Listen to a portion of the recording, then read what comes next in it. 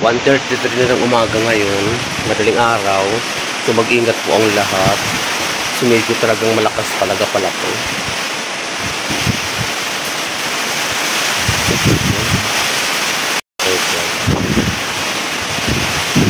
Wala yung hangin, tapos biglang hahampas, ganun. Kaya malakas ang impact. Iikot-ikot tapos biglang hahampas, ganun ang hangin, nakakatakot.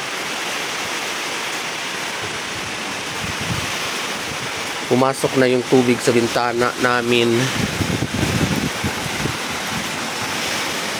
Yan.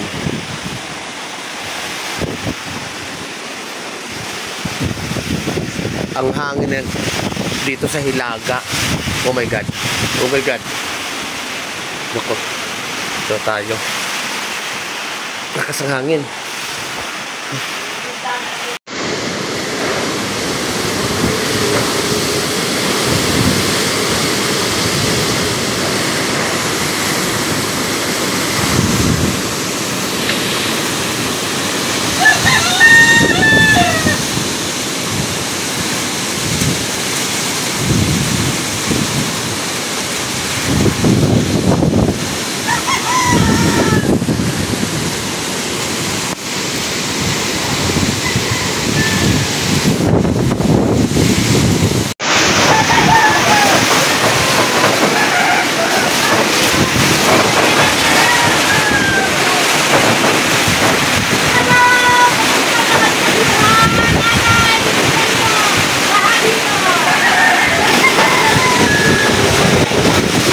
Oh my God. Oh my God.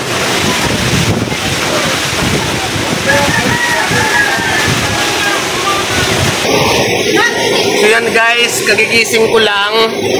So ito na ang sitwasyon ngayon sa amin. Napaka lakas ng hangin. Natutuklap na ang bubong namin. Yung ano lang naman, maliit pa lang. So ito ang lakas ng hangin guys. Ng dagat namin ngayon guys. Oh my God.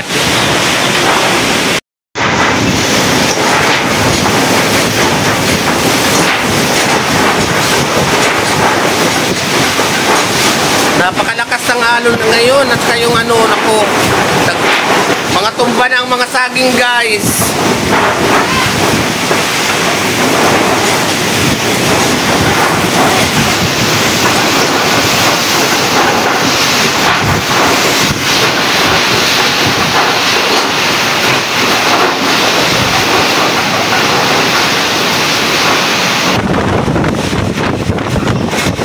God. Lakas ng alon. Oh my God. Oh my God.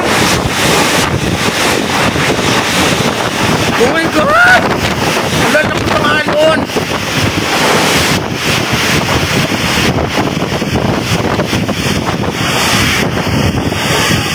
Umaka, wala laki ng alon.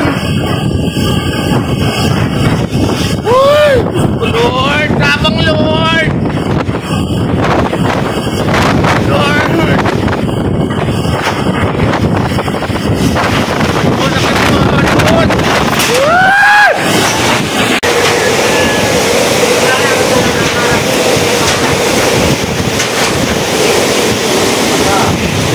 Oh, Lord. Pahintuan niyo na, Lord. Diyos ko Lord, pahintuin nyo na ang bubong namin, matutuklap na.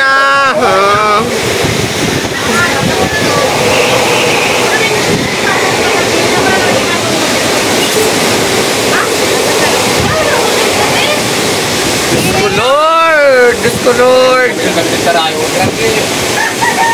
Wala na yun, parang bigla, ipo-ipo yun. Ipo-ipo yun, yung may mga dahon, ipo-ipo yun. Ayan o.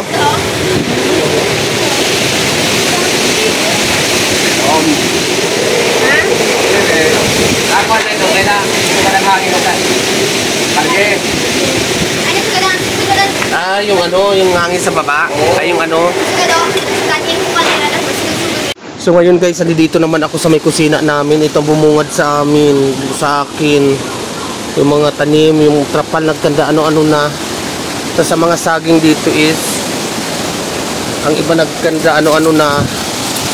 Nagkanda tumbahan na. Ito sa punta tayo kay Manay Angga. Ang gumamila parang biniyak. Nano naman Manay Angga. So dito, ang saging nagkatumbahan na. Nagkaturumba naman Manay Angga didi. Yan. Ito yung sitwasyon sa may eskwelahan guys. Lakas talaga ng hangin. Oh my God. Ano ko rin tugtog ka po dito. So yan na. Dito medyo mahina.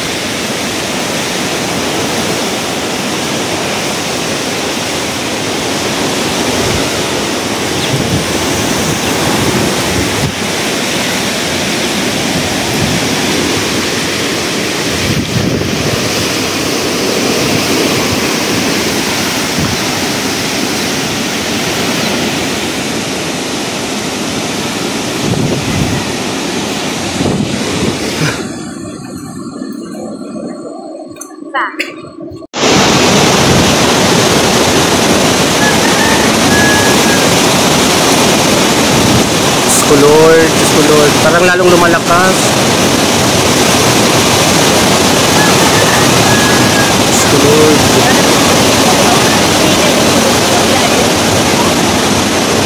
Ito na pakainin si Mother guys. So ngayon parang palakas ng palakas ang hangin.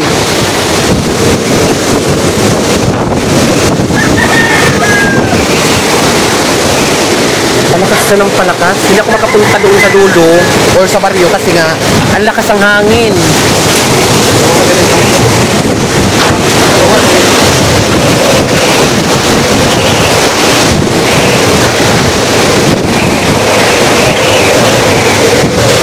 At umuugong yung ano, yung tunog ng hangin.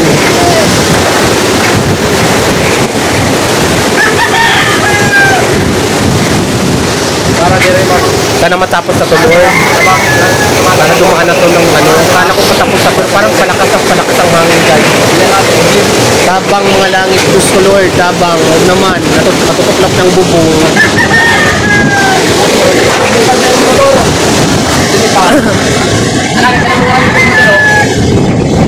Ang dagat pa rin. Ganun pa rin malaki. Ang siyempre pa rin po ba?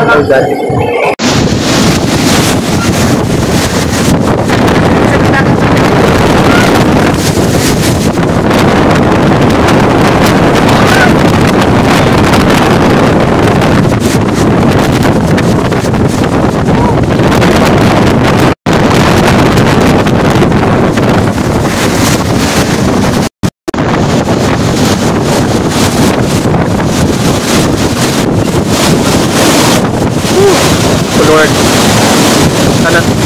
sana mawala na itong baguga, Lord.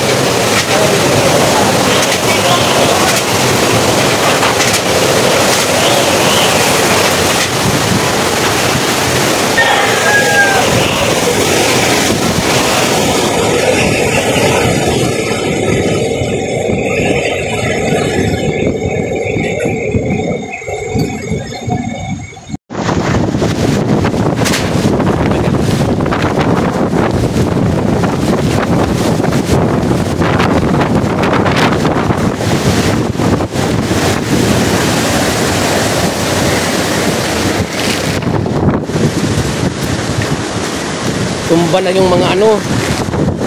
Tumba Mga saging dito guys. Oh my god. Tanggal na yung ano ng bubong. Tanggal na ng bubong ni Giselin. Wala. Ngayon lang yan? Oo. Ni Giselin. Tindahan mo tani dito sa Lao Joseph. Ito o Giselin. Ano? Dati Jenny. Dadalhin nila doon. Eh, lakas talaga. Wala kasing harang yun dito nyo eh. Yun.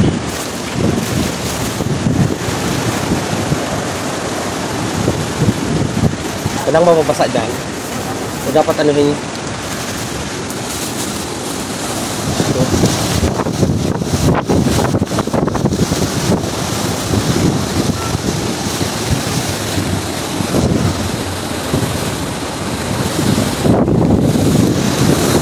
Oh my god.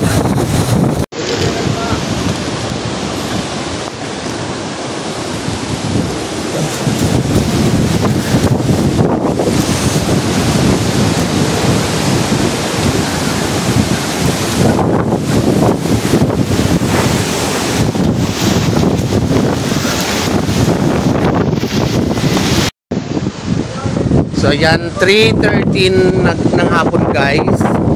So nalobat ako. Buti may power bank ako. So ito na ang sitwasyon sa amin ngayon. Medyo mina na ang hangin. Medyo tumila na ang ulan. Pero ano pa rin ang dagat at malakas pa rin ang hangin. Pero hindi katulad kanina na super lakas. So ito na ang itsura ng ano namin. Ano na si Ate Jenny? Ay siya no? Tingnan natin kung ano yung so ang bubong na to, nasa kaninong bubong to? Yan. Ito na sitwasyon ngayon ng ano namin. Tumba ang mga saging. Tapos ang mga gwapo ho nagkalat. Nagkakalat. Ay, ano ba yan? So ito yung kanina. Natanggal yung bako dito. Tingnan natin yung kala Ate Jen. So medyo natanggal na yung mga ano ni Ate Jenny. So si Ate Jenny siguro ando doon sa likod. Ay, ayun. Tingnan natin. Ate Jenny! Kumusta ka man, Dida? Okay ka la? Okay ka la, Dida? Ha? Oo, sige. Ang mga ano niya, patula. Patula ba? Upo. Upo. Hindi naman napinsalang upo. So tingnan natin dito sa labas. Okay lang naman si Ate Jenny. Ito yung kanina yung tindahan ni Giselin. Pinalak ko lang ito pero okay na yan dyan sa loob. Nalipat ang mga tinda dyan. Nandun na. Si Ate Jenny okay naman naglilinis.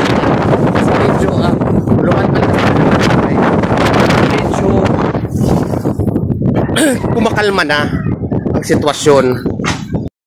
Kita ko din ang itsura ko kung ano ang itsura ng fire sa isla ngayon. Ayan ang dagat namin ngayon. Medyo okay naman. Hindi tulad kanina na lampas sa seawall. So yan seawall, mamaya lapit tayo sa dagat.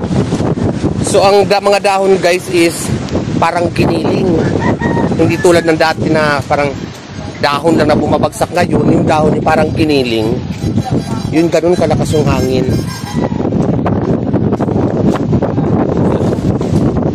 So ito ang sitwasyon sa amin ngayon guys. So isla.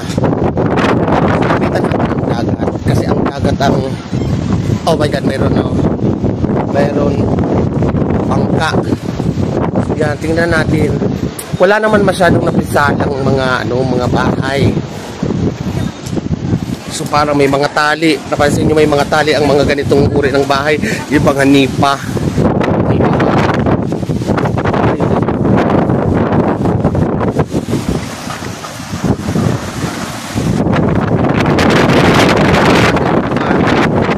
Napansin ninyo ang dagat. Ano pa? Kaya pa? Ang daming mga saan ang galing tong mga ito yung mga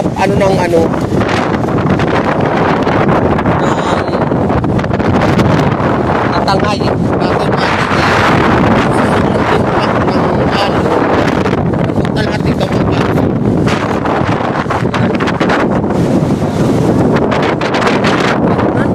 so ng alon. Napapansin nyo guys, doon umabot ang alon.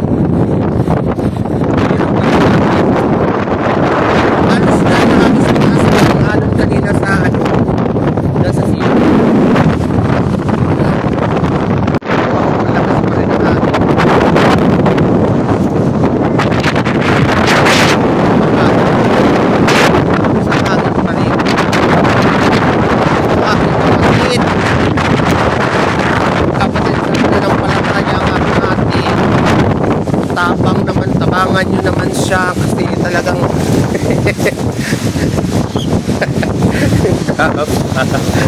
diba kahit ganito ang nararamdaman namin ng dinanas namin at okay lang at nakuha pa namin ngumiti.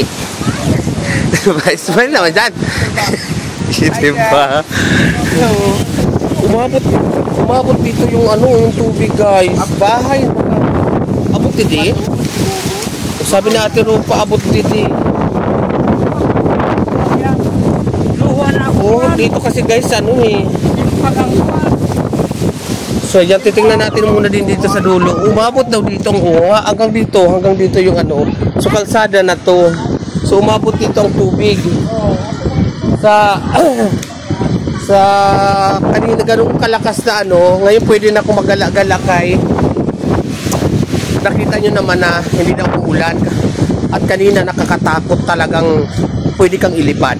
Ganun kalakas ang bagyo kanina. So dito lang tayo, wag na tayo doon sa dulo kasi may mga harang pa. Kung makikita nyo, may mga matutupang mga puno. Yan. So ito, inabot ng abot dito. Hanggang dito lang tayo sa dulo. Kinapkap yung mga buhangin at mga bato dyan. Kinapkap na dito. Malapit sa kalsada.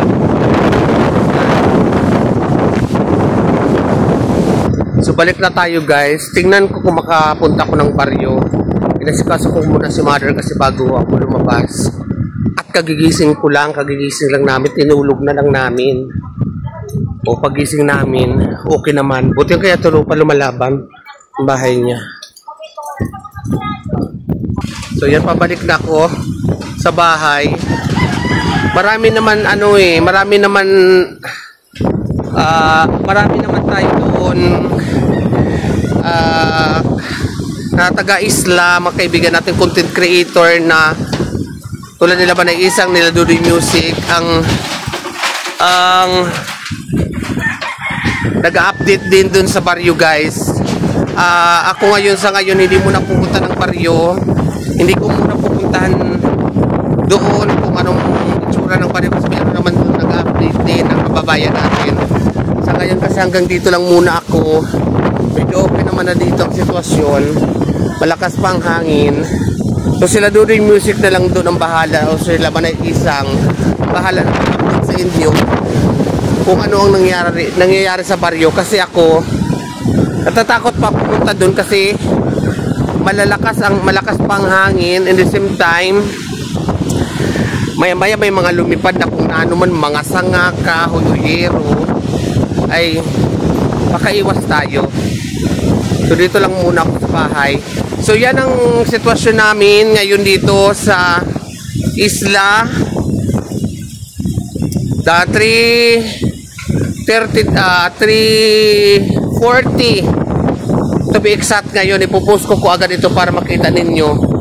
Kita nyo yung mga dahon parang giniling, para makita ninyo kung ano ang sitwasyon naman namin na dito sa isla. So si Itaiko dito. So dito tayo magtatapos ka na Itaiko.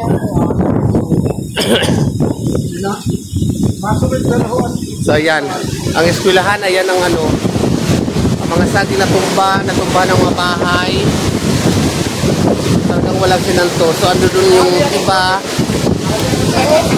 Doon malinis na, napunta dito lahat ng dumi. So dito tayo, tutukan natin. Hi, ganda ng upo mo dyan. Dito tayo magtatapos guys sa Kala. Shout out, okay lang naman dito. Shout out din very clear. Alam ko okay naman si Chando kasi may mga nag-rubing naman kanina. So ito tayo sa pinakadagat tayo. Dito tayo muna magwawakasa ngayon kasi baka malungkot na ako. Hindi ko na kayo ma-update. So tipirin ko lang yung ating battery kay brown out din ngayon. So thank you for watching guys. Maayong kahapon sa inyong tanantra. Panainili shout out, okay lang naman ang motor. Hindi naman na paano ang motor, okay ito na, inasigasin ko malang. Hindi lang ko na itawid kahapon kasi nga, alanganin na. Ubas, tapos ang lalaki na ng alon. So kung napapansin nyo guys, ito sa mas mataas pa dyan ng alon kanina sa ano. So guys, ito muli ang inyong community. Update lang muna tayo sa bayan sa isla. Ang bayan sa isla. Huwag muna kayo pumunta dito sa isla. Minsan sinasabi ko, tara sa aming isla. Huwag muna kayo pumunta dito sa aming isla. Manood lang muna kayo kasi